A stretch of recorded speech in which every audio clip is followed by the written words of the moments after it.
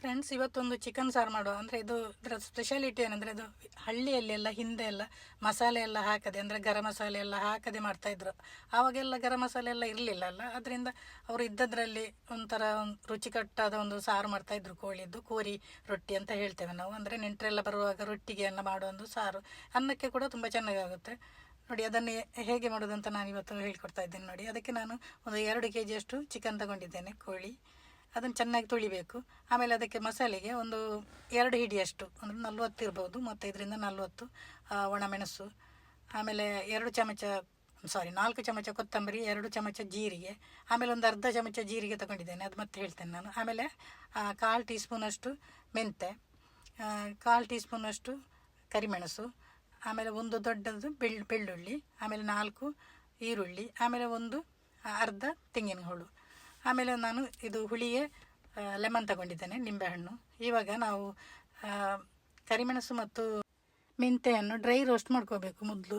ಅಂದರೆ ಯಾವುದೇ ಎಣ್ಣೆ ಎಲ್ಲ ಹಾಕಲಿಕ್ಕಿಲ್ಲ. ಫಸ್ಟಿಗೆ ಕರಿಮೆಣಸು ಹಾಕೊಳ್ಳೋಣ, ಆಮೇಲೆ ಮೆಂತೆ ಹಾಕಿದರೆ ಆಯಿತು. ಇವಾಗ ಮೆಂತೆ ಹಾಕ್ತಾ ಇದ್ದೀನಿ ನಾನು.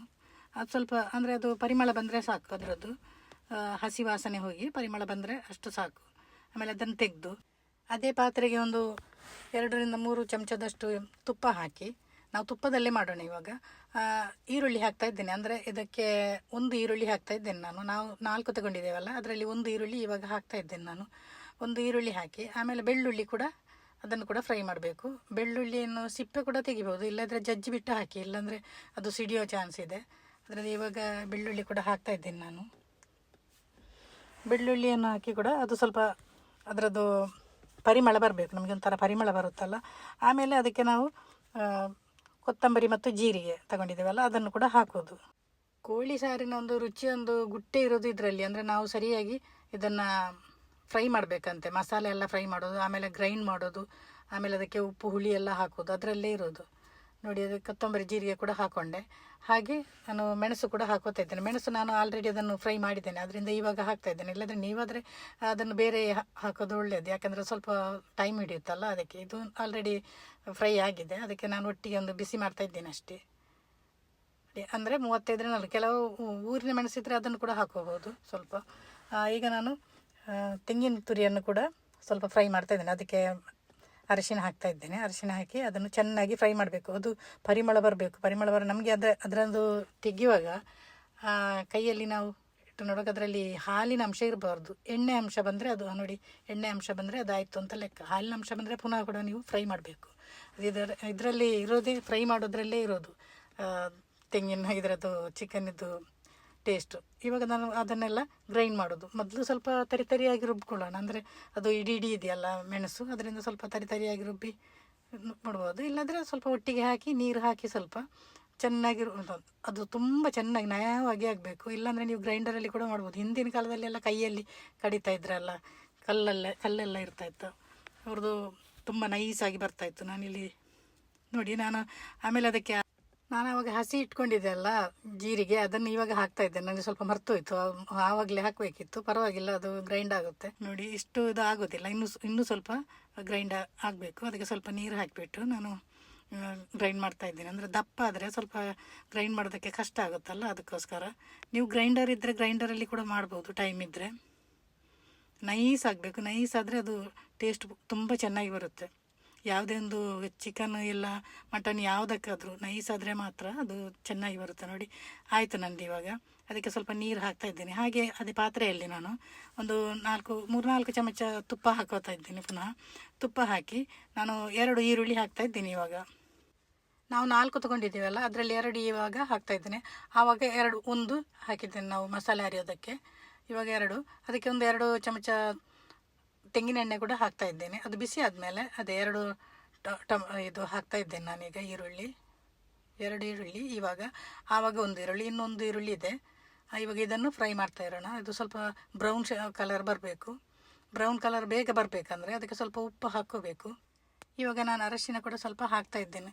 ಇದು ಚಿಕನ್ ತುಂಬ ಸ್ವಲ್ಪ ಸ್ಮೆಲ್ ಅಲ್ಲ, ಅದಕ್ಕೆ ಅರಶಿನ ಹಾಕ್ಕೊಂಡ್ರೆ ತುಂಬ ಒಳ್ಳೆಯದು, ಜಾಸ್ತಿ ಹಾಕೊಂಡ್ರೆ. ಹಾಗೆ ಉಪ್ಪು ಕೂಡ ಹಾಕ್ಕೊಂಡೆ ನಾನು, ಅಂದರೆ ಬೇಗ ಇದು ಫ್ರೈ ಆಗಬೇಕಲ್ಲ, ಅದಕ್ಕೋಸ್ಕರ. ಇದು ಬ್ರೌನ್ ಕಲರ್ ಬಂದರೆ ಸಾಕು. ಬ್ರೌನ್ ಕಲರ್ ಬಂದ ಮೇಲೆ ನೋಡಿ ಇವಾಗ ಆಯಿತು. ಇವಾಗ ನಾನು ಚಿಕನ್ ಹಾಕ್ತಾ ಇದ್ದೀನಿ. ಚಿಕನ್ ಹಾಕಿಬಿಟ್ಟು ಚೆನ್ನಾಗಿ ಮಿಕ್ಸ್ ಮಾಡಬೇಕು. ಆಮೇಲೆ ಒಂದು 10 ನಿಮಿಷ ಹಾಗೆ ಬೇಯಿಸಬೇಕು. ಅದಕ್ಕೆ ನೀರೆಲ್ಲ ಹಾಕಲಿಕ್ಕಿಲ್ಲ, ಯಾಕಂದರೆ ಇದು ಬಾಯ್ಲರ್ ಆಗಿರೋದ್ರಿಂದ ಇದರಲ್ಲಿ ನೀರು ಬಿಟ್ಕೊಳ್ಳುತ್ತೆ. ಅದಕ್ಕೋಸ್ಕರ ಅದನ್ನು ಹಾಗೆ ಒಂದು 10 ನಿಮಿಷಕ್ಕೆ ಒಂದು 2-3 ಸಲ ನಾವು ಕೈ ಆಡಿಸಬೇಕು ಸೌಟಲ್ಲಿ. ಹಾಗೆ ನಾನು ಸ್ವಲ್ಪ ಉಪ್ಪು ಕೂಡ ಹಾಕೋತಾ ಇದ್ದೇನೆ ಇವಾಗ, ಅಂದರೆ ಅದು ಪೀಸ್ ಎಲ್ಲ ಇಳ್ಕೊಳ್ಳಿ ಅನ್ನೋ ಕಾರಣಕ್ಕೋಸ್ಕರ. ಅದನ್ನು ಚೆನ್ನಾಗಿ ಮಿಕ್ಸ್ ಮಾಡಿ ಅದೇ ಒಂದು 10 ನಿಮಿಷ ಮುಚ್ಚಳ ಮುಚ್ಚಿ ಬೇಯಿಸಬೇಕು. ಮಧ್ಯದಲ್ಲಿ ಒಂದು 2-3 ಸಲ ಹಾಗೆ ನಾನು ಅದಕ್ಕೆ ಇವಾಗ ಒಂದು ಈರುಳ್ಳಿ ತೊಗೊಂಡಿದ್ದೇನೆ ಇತ್ತಲ್ಲ, ಅದರಲ್ಲಿ ಅರ್ಧ ಈರುಳ್ಳಿ ಇವಾಗ ಹಾಕ್ತಾ ಇದ್ದೇನೆ ನಾನು. ಅರ್ಧ ಈರುಳ್ಳಿ ಹಾಕಿದ ಮೇಲೆ ಇನ್ನು ಅರ್ಧ ನಮಗೆ ಒಗ್ಗರಣೆ ಹಾಕೋದಕ್ಕೆ. ಇಲ್ಲಿ ಒಗ್ಗರಣೆ ಹಾಕಿದ್ದನ್ನು ನಾನು ತೋರಿಸಿಲ್ಲ, ಅದು ಕ್ಲಿಪ್ ಮಿಸ್ ಆಗಿದೆ, ದಯವಿಟ್ಟು ಕ್ಷಮಿಸಿ. ಹಾಗೆ 10 ನಿಮಿಷ ಆಯಿತು ನೋಡಿ. 2-3 ಸಲ ನಾನು ಅದಕ್ಕೆ ಸೌಟಲ್ಲಿ ಮಿಕ್ಸ್ ಮಾಡಿದ್ದೇನೆ ಅದನ್ನು ನೋಡಿ. ಪುನಃ ಒಮ್ಮೆ ಮಿಕ್ಸ್ ಮಾಡ್ತಾ ಇದ್ದೇನೆ ಇವಾಗ. ಇನ್ನು ಅದಕ್ಕೆ ನಾವು ಮಸಾಲೆಯನ್ನು ಹಾಕೋದು. ಮಸಾಲೆ ಹಾಕಿ ಅದನ್ನು ಚೆನ್ನಾಗಿ ಮಿಕ್ಸ್ ಮಾಡಿ ಇನ್ನೊಂದು 10 ನಿಮಿಷ ಅದು ಚೆನ್ನಾಗಿ ಬೇಯಬೇಕು. ಅಂದರೆ ಚೆನ್ನಾಗಿ ಕುದಿ ಬರಬೇಕು ಅದರದ್ದು. ಒಂದು 10 ನಿಮಿಷ ಹಾಗೆ ನಮಗೆ ನೀರು ಎಷ್ಟು ಬೇಕೋ ಅಷ್ಟು ಹಾಕೊಳ್ಳೋಣ. ಇದು ಸ್ವಲ್ಪ ದಪ್ಪ ಆಗಿದೆ. ರೊಟ್ಟಿಗೆ ಆದರೆ ಸ್ವಲ್ಪ ನೀರು ಹಾಕಬೇಕಾಗುತ್ತೆ. ನಿಮಗೆ ದಪ್ಪ ಬೇಕಂದರೆ ಹೀಗೆ ಮಾಡ್ಬೋದು, ಅಂದರೆ ಇಡ್ಲಿ ದೋಸೆಗೆಲ್ಲ ಇಷ್ಟು ದಪ್ಪ ಇದ್ದರೆ ಪರವಾಗಿಲ್ಲ.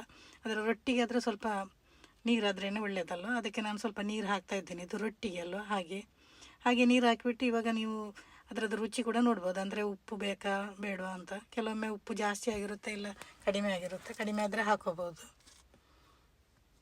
ಜಾಸ್ತಿ ಆದರೆ ಆಲೂಗಡ್ಡೆ ಬಟಾಟೆ ಹಾಕೋಬೋದು ಬೇಕಾದ್ರೆ. ಹಾಗೆ ಇನ್ನೊಂದು 10 ನಿಮಿಷ ನನಗೆ ಕಡಿಮೆ ಆಯಿತು, ಅದಕ್ಕೆ ನಾನು ಉಪ್ಪು ಹಾಕ್ತಾ ಇದ್ದೀನಿ. ಇನ್ನೊಂದು 10 ನಿಮಿಷ ಬೇಯೋದಕ್ಕೆ ಹಾಗೆ ಇಡಬೇಕು. ಈ ಗರಂ ಮಸಾಲೆ ಎಲ್ಲ ಇಷ್ಟ ಇಲ್ಲದವರಿಗೆ ಈ ಚಿಕನ್ ಕರಿ ತುಂಬ ಚೆನ್ನಾಗಿ ಇಷ್ಟ ಆಗ್ಬೋದು ನೋಡಿ. ಇದನ್ನು ನಾನೊಂದು 10 ನಿಮಿಷ ಕುದಿ ಬರೋದಕ್ಕೆ ಇಡ್ತಾ ಇದ್ದೀನಿ. ಇವಾಗ ಕುದಿ ಬರ್ತಾ ಇದೆ ನೋಡಿ ತುಂಬ ಚೆನ್ನಾಗಿ. ನಾವು ಇದಕ್ಕೆ ಹುಳಿ ಹಾಕಿಲ್ಲಲ್ಲ, ಅದರ ಬದಲು ನಾವು ಲಿಂಬೆಹಣ್ಣು ತಗೊಂಡಿದ್ದೇವೆ. ನಿಂಬೆಹಣ್ಣಿನ ರಸ, ಅದನ್ನು ಚೆನ್ನಾಗಿ ರಸವನ್ನು ಹಿಂಡಬೇಕು.